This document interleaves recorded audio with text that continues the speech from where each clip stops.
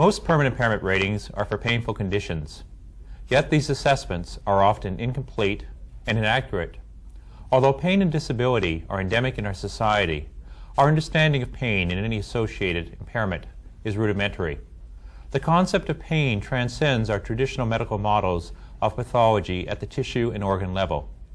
It cannot be fully objectified, yet it has profound consequences. A framework for assessing pain-associated disorders is provided in Chapter 15 of the 4th edition of the AMA Guides.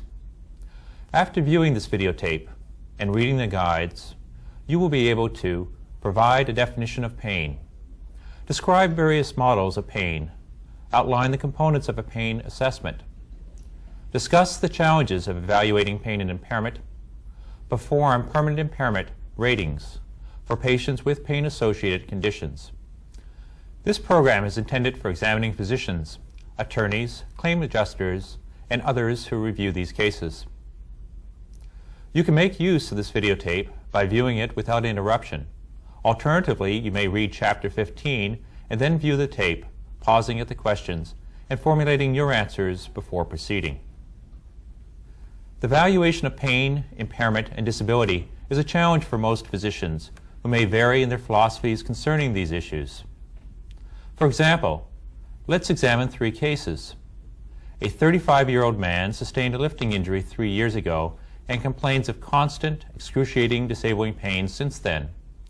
He has been evaluated extensively, and studies have been unremarkable, except for a mild degenerative disc disease. Physical examination fails to reveal any objective findings other than evidence of deconditioning and symptom magnification. Is there impairment? If so, how is it determined?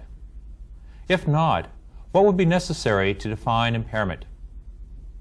What are his functional limitations and restrictions? Is there disability? How do we clarify these issues?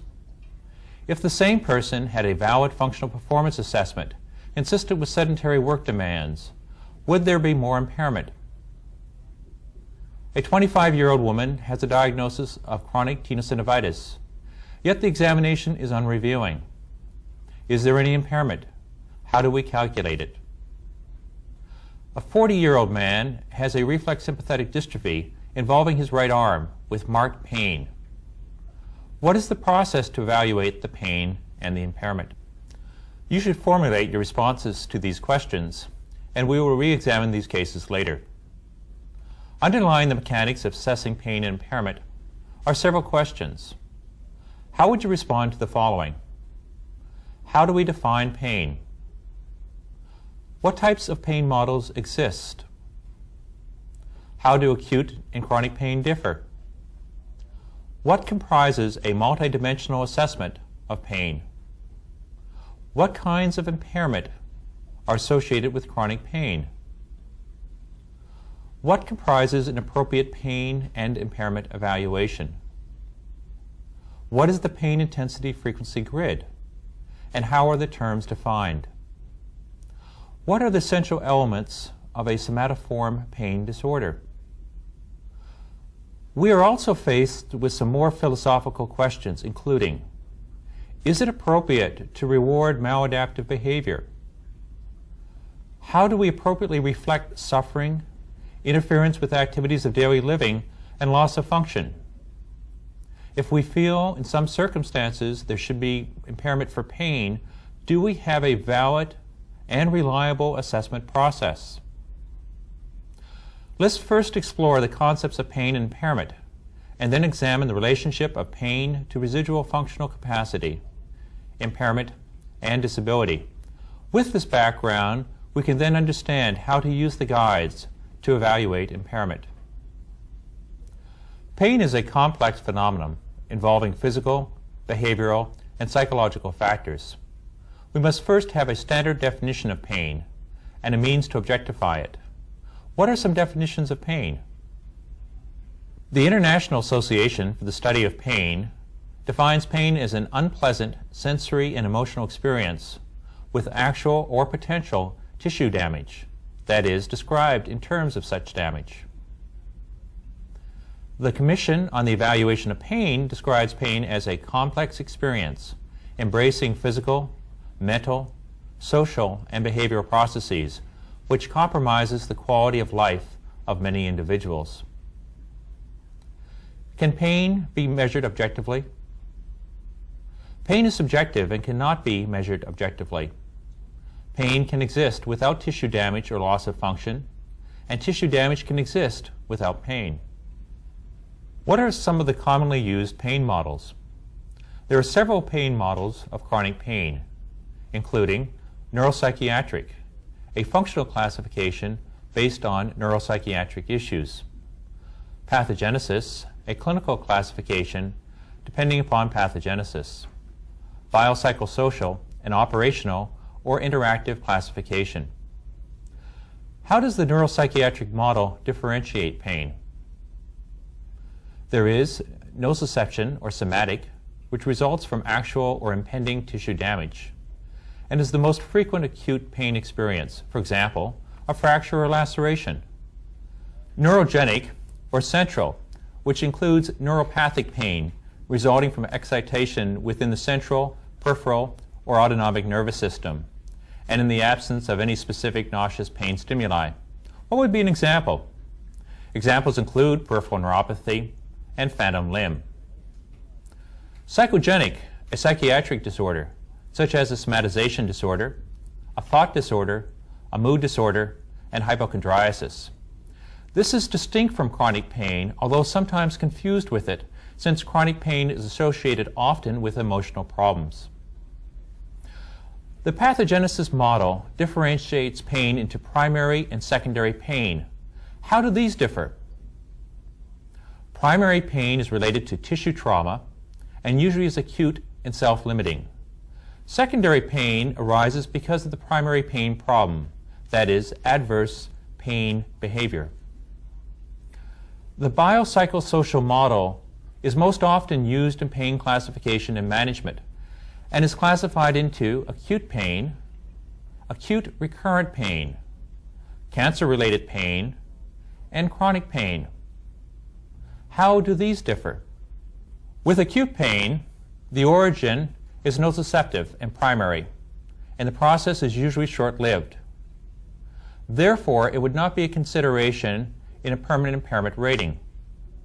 Recurrent acute pain involves episodic painful situations, such as chronic disorders, for example, arthritis. Impairment is related to the underlying disease.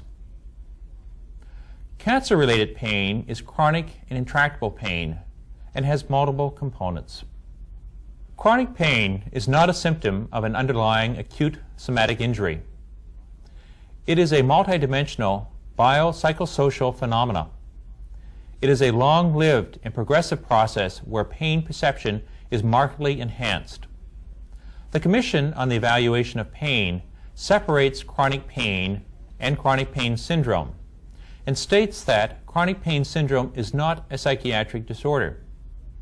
Pain is grossly disproportionate to any underlying nauseous stimulus, pathology, or impairment. Pain behaviors are the hallmarks of chronic pain syndrome. These behaviors have many reinforcers and can be very dysfunctional and limiting. It is important to distinguish objective physical findings from pain behaviors. Chronic pain syndrome has been described in terms of several Ds.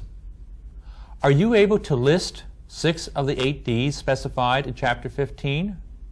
2 or more suggest that pain is a chronic pain syndrome. These include duration. Chronic pain is of long duration, persisting and progressing. Dramatization.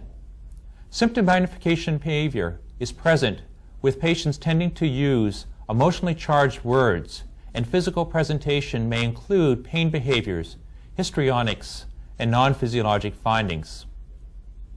Diagnostic dilemma. Patients tend to have extensive histories of evaluations by multiple physicians. Drugs.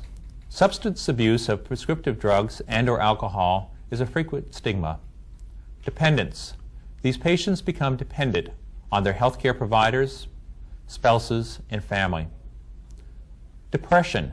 Major emotional upheaval may occur, and problems with depression, apprehension, irritability, hostility, and loss of control may occur. Disuse, deconditioning, muscular dysfunction, posture imbalance, and joint contractures may occur from inactivity, and prolonged disuse can result in secondary acquired pain, further contributing to the pain cycle. Dysfunction. Because of their pain, patients may withdraw from social and occupational activities. Chronic pain may result from inappropriate management. There is evidence relating the development of chronic pain to emotional abuse, sexual abuse, physical abuse, substance abuse, or abandonment by the primary caregiver. Chapter 15 emphasizes the changing interrelationships which exist between the biologic, psychological, and socioeconomic components and modifiers of pain, and this is illustrated in Figure 1. How do disorders and diseases differ? Disorders affecting tissue and organ systems result in symptoms and disease. Diseases, such as chronic pain, affect the individual as a whole, resulting in illness. It is recognized that the problem of chronic pain is real, although difficult to define, and that chronic pain behaviors are frequently disabling. The more difficult issue is how to assess chronic pain and any associated impairment and disability. A multidimensional assessment of pain is required. Dr. Dennis Turk, an international leader in this arena, suggests the use of 3 axes: biomedical, psychosocial, and behavioral functional.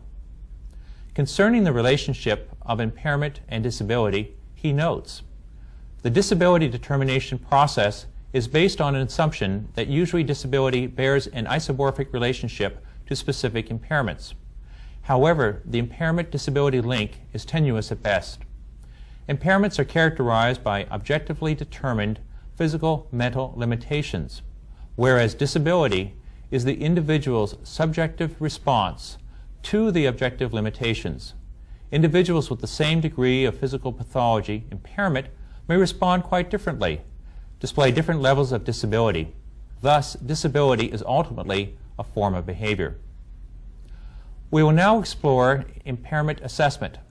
As we have learned, impairment is a medical judgment and is a deviation from normal in a body part or organ system and its functioning.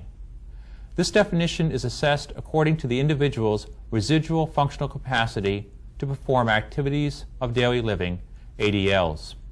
What do they include? The ADLs specified in the guides include self-care and personal hygiene, communications, physical activity, sensory function, hand function, travel, sexual function, sleep, social and recreational activities. If we are to consider pain as impairment, it must interfere with these activities of daily living, and often it does. In the guides, the rating is not based directly on the interference, rather it is based on other measures. Impairment itself is usually partial and associated with some unimpaired functional abilities known as the residual functional capacity. With pain-associated disorders, we need to define what, if any, impairment is present, and what is the functional ability. Pain-related impairment should occur only as a result of decreased functional capacity, and not as a function of verbal or nonverbal behavior. Is there an exact relationship among pain, pathology, impairment, functional limitations, or disability? The answer, of course, is no. In most of the clinical chronic pain syndromes, 2 kinds of impairments can be identified: a primary impairment due to a documented pathological condition affecting an organ system, and a secondary impairment due to the consequences of a painful experience, such as inactivity, disuse, drug misuse, and learned helplessness. We can evaluate issues associated with pain. However, to use this in the rating process, we need to have a valid and reliable process. We compare specific findings against specific criteria to yield a rating. This is the crux of the problem in rating impairment due to pain. Many patients with chronic pain do have some factors which may result in measurable physical impairment, such as abnormalities in soft tissues, abnormalities of spinal range of motion, and abnormalities in gait and posture. Dr. Sergio Delgado, the past president of the American Academy of Disability Evaluating Physicians, notes that we lack the ability to show the existence of a medical impairment with our current level of clinical skills and technology. He concluded that, quote, absence of impairment is probably, in most cases, better termed inability to identify or define physical impairment, unquote. Experienced chronic pain clinicians often find that patients have been misdiagnosed and there is underlying physical disease not previously recognized, such as fibromyalgia, reflex sympathetic dystrophy, and myofascial pain syndrome. Many of these disorders would have a definable impairment if correctly diagnosed. A comprehensive pain assessment consists of what three elements? First, a detailed multi-axial clinical assessment. Second, classification by one of the pain models. And third, a description of the effects of the pain on performing daily activities, that is, a functional capacity evaluation. We must follow the three-part process outlined in the guides. It's useful to review this process again and to examine how this applies to pain-associated conditions. You may want to recall the steps and compare these steps to your own evaluations or those which you review. First, medical evaluation following the protocols of the guides includes a narrative history of the medical conditions, including a family, work, and social activities history, subjects often missing in many reports, and a review of all available medical records. The history should be obtained from the patient, and you should speak with persons in close contact with the patient as needed. Documentation includes all current complaints and the pain history, such as a description of the onset, the location, progression, character, intensity, variability, frequency, duration, migration pattern, precipitating and aggravating factors, epiphenomena, treatment, medications, and other interventions used and results. Results of the most recent clinical evaluation are provided, including physical and neurologic examination, any ancillary studies, and psychological testing. Is psychological testing required? The guides are clear that testing is an integral component. They reference the use of the Minnesota Multiphasic Personality Inventory, the Cornell Medical Index Health Questionnaire, McGill Pain Questionnaire, Beck and Zung Depression Indices, and the West Haven-Yale Multidimensional Pain Inventory. There are several other commonly employed instruments. My preferred basic panel includes a pain drawing, the Multidimensional Pain Inventory, the Pain Disability Index, the McGill Pain Questionnaire, the Center for Epidemiologic Studies Depressed Mood Scale, and the Short Form 36. Based on this accumulated information, a diagnostic impression is formulated.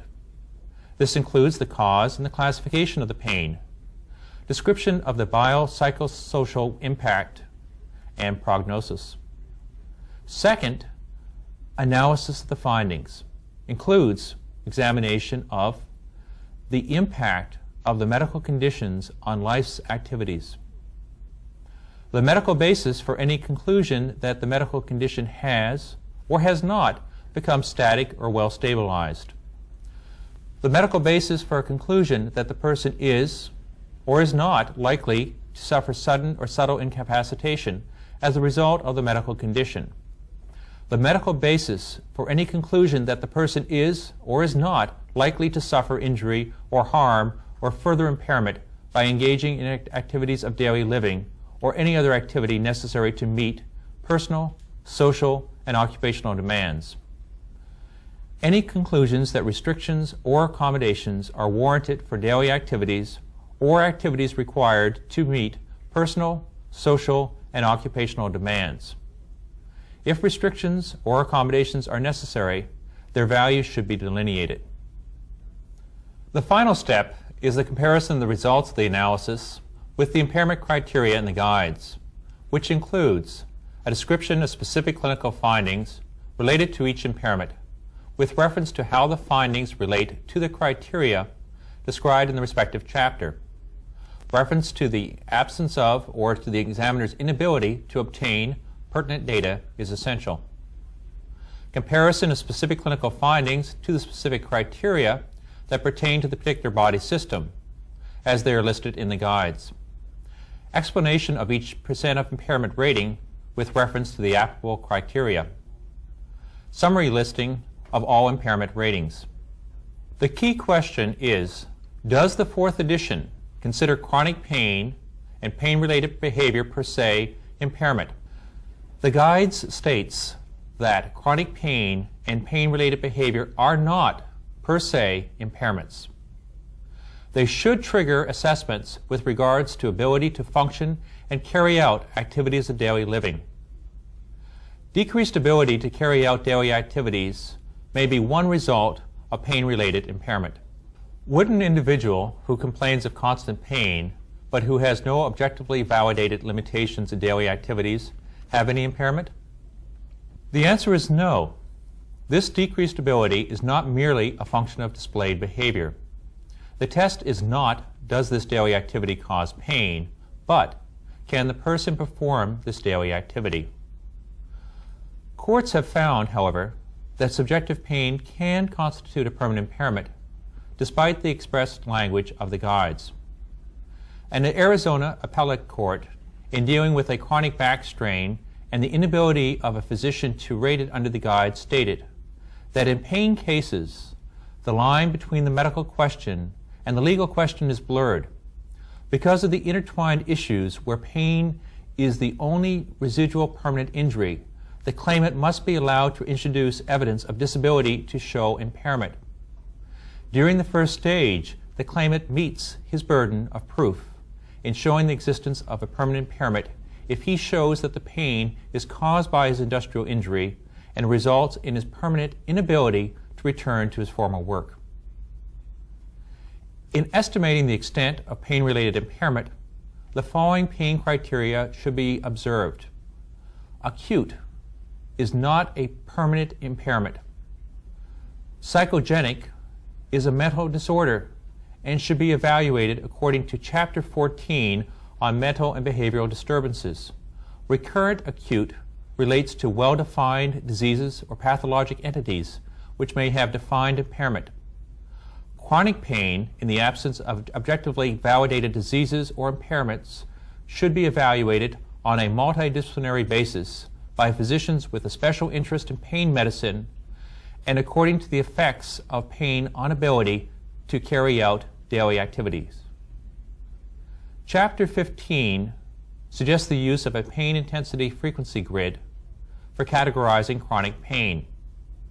Intensity, magnitude, is classified as minimal, slight, moderate, and marked. What are the definitions of these terms? Minimal, an annoyance, but has not been medically documented to have caused appreciable decrease in an individual's ability to carry out daily activities. Slight, tolerable, but has caused some diminution in an individual's capacity to carry out some specified daily activities. Moderate, causes marked diminution in an individual's capacity to carry out specific activities of daily living. Marked, precludes carrying out most activities of daily living. Frequency, the percentage of time, is classified into intermittent, occasional, frequent, and constant. How do they differ? Intermittent, pain documented medically to occur less than 1/4 of the time when the individual is awake. Occasional, pain between 1/4 and 1/2 of the time. Frequent, pain between 1/2 and 3/4 of the time. Constant, pain between 3/4 and all the time. Chapter 14, Mental and Behavioral Disorders, recognizes that the assessment of impairment due to the perception of pain, especially in circumstances in which the complaint exceeds what is expected based upon physical findings, is complex and controversial. Mental illness may distort the perception of pain. For example, with such illness, pain may be part of a somatic delusion. What are the essential features of somatoform pain disorder in the DSM-3R? These include preoccupation with pain in the absence of physical findings that adequately account for the pain and its intensity. Establishing that pain is not a symptom of mental impairment may be difficult. What guidelines are recommended to decide whether pain is a symptom of mental impairment? They are: 1. All possible somatic causes of pain have been eliminated by careful, comprehensive medical examinations. 2. Some significant emotional stressor has occurred in the patient's life that may have acted as a triggering agent, and the stressor and the pain have occurred in a reasonable sequence. 3. Evidence exists of a mental disorder other than a conversion-related one. Chapter 14 provides guidelines for methods of evaluating psychiatric impairment. Percentages of estimates of mental impairment are not used since there are no precise measures of impairment in mental disorders. This chapter also discussed the concept of malingering. Although this is rare, the possibility of obtaining monetary awards and avoiding work increases the likelihood of malingering. It may arise with mental disorders or with non-psychiatric conditions. Individuals may consciously or unconsciously exaggerate their symptoms.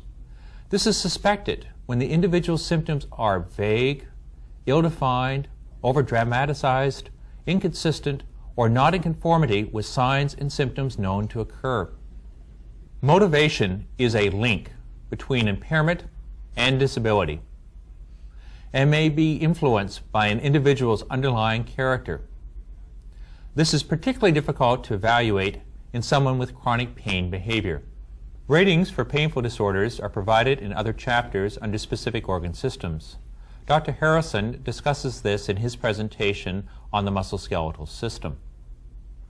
We can use these basic principles to reassess the examples we presented earlier. In the first case we discussed, that of the 35-year-old man with a back injury with no objective findings but with chronic pain complaints, there would be no impairment. Using the injury model, he would be categorized as a DRE, lumbosacral category 1, complaints or symptoms. The description and verification for it: the patient has no significant clinical findings, no muscle guarding or history of guarding, no documented neurologic impairment, no significant loss of structural integrity on lateral flexion and extension rentograms, and no indication of impairment related to injury or illness. He may have functional limitations, and these would be best determined by a functional performance assessment using specific protocols, including validity indicators. He may have some degree of disability, although not necessarily on a physical basis. If he had a valid functional performance assessment, which revealed significantly diminished work capability, consistent with findings seen in individuals with back injuries, I would consider it to be evidence substantial enough to recategorize him as a DRE Category 2, minor impairment, which would be equal to a 5% whole person impairment. Patients with tendinitis may experience significant functional limitations and disability, yet have minimal, if any, impairment. In our second case, the woman with the chronic tenosynovitis, if she had normal range of motion and no evidence of neurologic compromise, but appeared to have valid and consistent history and findings of tenosynovitis, a grip strength measurement could be obtained to decide impairment. These measurements would need to be valid, and the permanent impairment would be calculated by the strength index, as outlined in Table 34 in Chapter 3. In cases of reflex sympathetic dystrophy, permanent impairment should be based on the impairment according to causalgia for motion and neurologic involvement, as discussed in Chapter 3. This would include rating the extremity due to loss of motion of each joint involved, rating the sensory deficit or pain according to Table 11, rating the motor deficit impairment according to Table 12, and combining these values. It would be useful for us to examine a specific case in further depth. This will illustrate the process of performing a thorough pain assessment and appropriate use of the fourth edition to rate impairment. The example is that of James Sample III, a 42-year-old man who sustained an injury to his back on October 1, 1991. A written report is provided to you, and this case will be used in the videotape on deposition skills.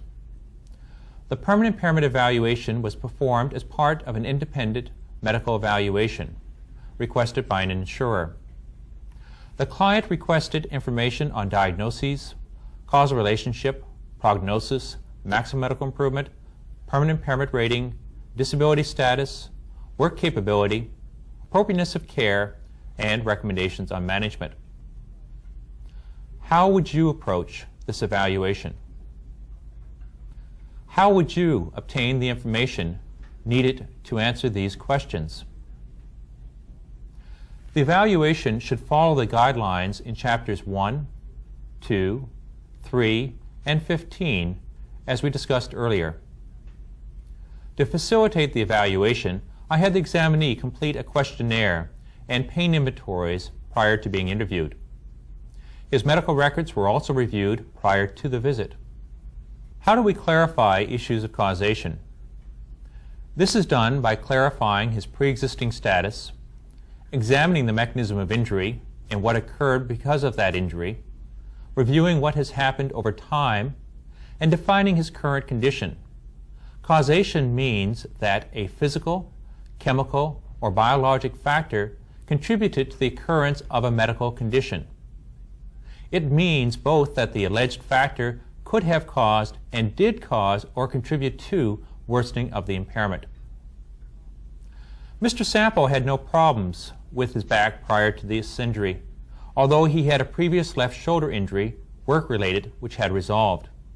In clarifying the injury, it is important to identify the mechanism and the result. Mr. Sample was unloading a tractor trailer, lifting a heavy box weighing approximately 100 pounds. He twisted, and he got pain in his back going down his right leg. The history over time is then reviewed, clarifying what has occurred, the results of various studies, what treatment has been received, and how his symptoms developed. Mr. Sample initially sought chiropractic care, and after 6 weeks without improvement was seen by an orthopedist who performed an MRI scan reviewing a herniated disc. He was then seen by a neurosurgeon, and approximately 3 months post-injury, he underwent a lumbar discectomy at L4, L5 for herniated nucleus pulposus, compressing the right L5 nerve root. Following surgery, his treatment was passive physical therapy and analgesics. As we discussed earlier, current status needs to be explored in detail, including his symptomatology, pain-associated problems, functional status, work history, and social history. Mr. Sample's main concern was that his back hurt and he could not lift. His pain was in the right low back, described as nagging. It is aggravated by several activities, particularly bending, lifting, and weather. His pain averaged a 7 on a scale of 0, no pain, to 10, excruciating pain. He had numbness on the outside of the right leg to the knee and felt that his back and right leg were weak. His sleep was disturbed due to discomfort. He reported significant problems with many activities of daily living, having poor tolerance for prolonged sitting, standing, or walking. He felt he could lift only 10 pounds on an occasional basis. Perceptions are often useful, particularly from a behavioral standpoint. Mr. Sample felt his pain was the result of a busted disc and blamed his employer for the injury. He was uncertain about his future. He was satisfied with his medical care, but not with his employer, who had not contacted him since the injury. His primary goal was to have a new back. When asked if he had 3 wishes for anything in the world, what he would wish for, he responded, "Get rid of the pain, win the lottery, and go on a vacation. Work history is an important part of a pain evaluation. Mr. Sample had been employed by Jones Trucking since August of 1989 as a long-haul truck driver. Besides driving, he helped with loading and unloading. He had been out of work since the injury, and there was no projected return to work date. The neurosurgeon had imposed a lifting restriction of 10 pounds. However, a functional capacity evaluation had not been performed. What would be a pertinent psychosocial history to obtain? Mr. Sample was married, his second marriage, and lived in a 2-story home with his wife, who worked, and a 17-year-old daughter. He reported during the day he rested, watched TV, read, did light chores, and visited friends or family. He couldn't do any heavy chores, clean house, or work. He said that, quote, "I can't do anything. My wife and daughter have to do all the chores," unquote. He smoked a pack of cigarettes a day and had done so for 20 years and had 3 to 4 alcoholic drinks a week. On occasion, he used alcohol to help with pain, and there was a family history of alcoholism. However, he denied any problems with alcohol. He consumed 6 caffeinated beverages per day. The remainder of his history was unremarkable. Psychological testing is recommended as part of a pain assessment. What types of tests can be performed in a reasonable way in a clinical setting or as part of an independent medical evaluation? Mr. Sample completed a pain drawing, the Pain Disability Index, the McGill Pain Questionnaire, the Multidimensional Pain Inventory, the Center for Epidemiologic Studies Depressed Mood Scale, and the Oswestry Function Test. On the average, it takes less than 1 hour for a patient to complete all these tests, compared to considerably longer for an MMPI. The pain drawing revealed several indicators correlating with poor psychometrics. As you can see, there are several characteristics of pain amplification. This is an unreal drawing with the use of all 4 modalities suggested in the instructions. The drawing shows expansion or magnification of pain, including pain radiating into the groin and pain drawn outside the outline. He uses "I particularly hurt here" indicators, including adding explanatory notes, circling painful areas, using arrows, and going to excessive trouble and detail in demonstrating pain areas. There are "look how bad I am" indicators. As you can see, he has included additional painful areas in the neck and the upper back. The Pain Disability Index reveals a high level of perceived disability in several areas, particularly occupation. His score is 58 out of 70, or 83%, a very high level of perceived disability. The short-form version of the McGill Pain Questionnaire was completed. He used a mixture of sensory and affective descriptors, although he tended to focus more on the affective, emotional descriptors. Somatic descriptors are more related to the physical perception of pain, whereas the affective are more emotionally charged. His overall score on this was also elevated. These findings are consistent with someone who exaggerates pain. The Multidimensional Pain Inventory was also completed and scored. He had a dysfunctional profile. This is seen in patients who report a higher severity of pain, greater interference in their lives, higher degree of psychological distress, lower perceived ability to control their lives, and lower activity level. His score on the Center for Epidemiologic Studies Depressed Mood Scale was significantly elevated at 34, consistent with a depressed mood. His Oswestry Function Test was also elevated at 27 out of a possible 50. This 54th percentile is consistent with the perception of severe disability. A detailed physical examination was performed. What should be included in this examination? General examination revealed a man who appeared healthy, although he was overweight and had a protuberant abdomen. He appeared comfortable during the interview and sat continuously for 45 minutes. We recall, however, that earlier he said he could only sit for half an hour. He displayed pain behavior, including guarding, bracing, and grimacing. Structural examination was performed and was remarkable for hypolordosis of the lumbar spine. His gait was normal, and heel and toe walking were intact. Low back exam revealed generalized tenderness, and there were active trigger points in the right gluteus medius. His range of motion measurements were not reproducible and were inconsistent with the validity test for straight leg raising. As you will note, the total of the sacral flexion and extension was far less than what was proved on straight leg raising. Neurologic examination revealed some mild weakness of great toe extension on the right, although there was no muscle atrophy. Sensory exam was consistent with a right L5 radiculopathy. Straight leg raising was reported positive for back pain supine at 40 degrees on the left and 30 degrees on the right, but was negative when sitting. Non-physiologic findings should also be elicited in a low back exam. What would these include? On his examination, he reported that light pressure on the skull caused complaints of increased back pain. Rotation of the trunk as a unit resulted in complaints of increased pain. Superficial touch resulted in severe pain. Superficial pressure resulted in radicular pain complaints. And in addition, range of motion measurements were inconsistent. Range of motion was inconsistent with straight leg raising, and straight leg raising supine measurements were inconsistent with straight leg raising sitting. These non-physiologic findings were all suggesting a significant behavioral component. Based on this assessment, you could formulate your own list of diagnoses. What are the diagnoses?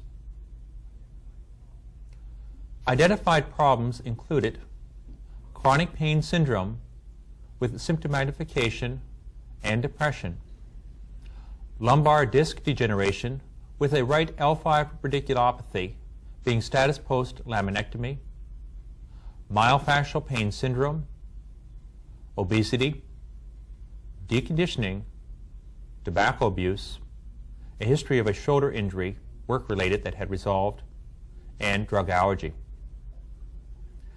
If we refer to the various D terms associated with chronic pain behavior, which of these are present here? These would include duration, dramatization, drugs, depression, disuse, and dysfunction. What would suggest symptom magnification behavior? Several factors, including his clinical history, abnormal pain inventories, pain behavior showed during the visit, and non-physiologic findings on examination. Would his back problems be causally related to the lifting injury? His low back pain would be causally related to the lifting injury, in that he had no problems prior to that date, but had ongoing significant problems subsequently. In addition, the mechanism of injury was consistent with that of a disc herniation. What would his prognosis be? His prognosis would be based upon the length of time he'd been out of work and his behavior. We know that outlook is primarily related to psychosocial and behavioral factors rather than physical issues. Prior to calculating permanent impairment, we need to verify that the situation is permanent and static. That is, that the patient is at a point of maximal medical improvement. In some cases of chronic pain, such as this, the issue of maximal medical improvement may be questionable. From one perspective, if the individual was involved in an appropriate treatment program with a functional restoration approach and dealing with the behavioral issues, there would likely be improvement. However, it's unlikely that this would occur. Was he at a situation of being permanent and static, that is, at maximum medical improvement? In this case, it was my judgment, to a reasonable degree of medical certainty, that he would not seek such treatment and therefore was at a point of being permanent and static, that is, a point of maximal medical improvement. How much permanent impairment does he have? In that he had a situation which fits the injury model, this was used to calculate his permanent impairment. He had a sensory deficit in the anatomic distribution of the L5 nerve root, which served as objective evidence of radiculopathy. He therefore qualified for a DRE lumbosacral category 3, which is 10% total body impairment.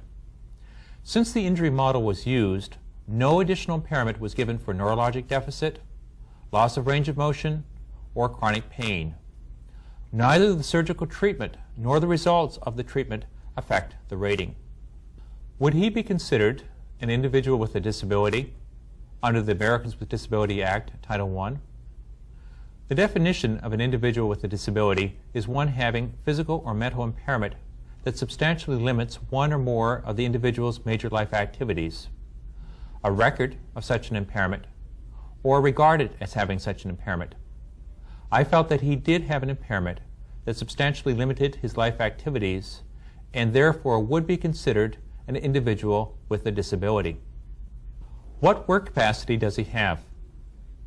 Clinically, I estimated he would have at least a light work capacity as defined in the Dictionary of Occupational Titles, U.S. Department of Labor. This is exerting up to 20 pounds of force occasionally, and or up to 10 pounds of force frequently, and or a negligible amount of force constantly to move objects. Light work usually requires a substantial amount of walking or standing. However, if the worker sits most of the time, but the use of arm and or leg controls requires exertion of forces greater than those for sedentary work, the job is rated as light work. Because he had a back injury, I commented on lifting factors including height of lift, distance from the body, and bulk. I estimated he could occasionally bend and twist. A formal functional capacity assessment was recommended to provide a more objective basis for determining his capabilities. There would be concerns, however, about whether he would be a cooperative participant in this evaluation and therefore whether the results would be meaningful. Was his medical care appropriate? Surgical involvement appeared appropriate. I was concerned that he was not involved in a functional restoration program after surgery. In addition, the behavioral components had not been previously recognized and addressed. What recommendations should be made? No further physical diagnostic testing was needed. A conditioning work hardening program for 4 to 6 weeks, followed by an independent exercise program, would be helpful, although it appeared unlikely this would be pursued. He also should lose weight, stop smoking, and stop the use of addictive drugs. A trial of nonsteroidal anti-inflammatories and tricyclic agents would also be useful. The focus needed to be on his returning to work with consideration of medical management and vocational rehabilitation. In addition, missing clinical data and information should be obtained and reviewed. At the conclusion of the report, I noted that my analysis was based upon the subjective complaints, the history given by the examinee, the medical records and tests, the results of the pain status inventories, and the physical findings. It was assumed that the material provided was correct. I stated that if more information became available later on, an additional report could be requested, and such information might or might not change the opinions rendered in this evaluation. I also said that my opinions were based upon reasonable medical probability and were totally independent of the requesting agent. Recognizing that medicine is both art and science, an individual may appear to be fit for return to duty. However, there is no guarantee that the person will not be re-injured or suffer additional injury. I also suggested that the employer follow the process established in the Americans with Disabilities Act, Title I. My comments on appropriateness of care were professional opinions based upon the specifics of the case and were not to be generalized to the providers involved or their disciplines. My opinions did not constitute a recommendation that specific claims or administrative functions be made or enforced. In conclusion, evaluations of chronic pain and impairment are challenging. We must maintain distinctions among pain, pathology, residual functional capacity, impairment, and disability, and we must educate others about these differences. Assessments of patients with chronic pain must be multi-axial, thorough, valid, and reliable. Evaluations of permanent impairment should follow the processes outlined in the 4th edition of the guides.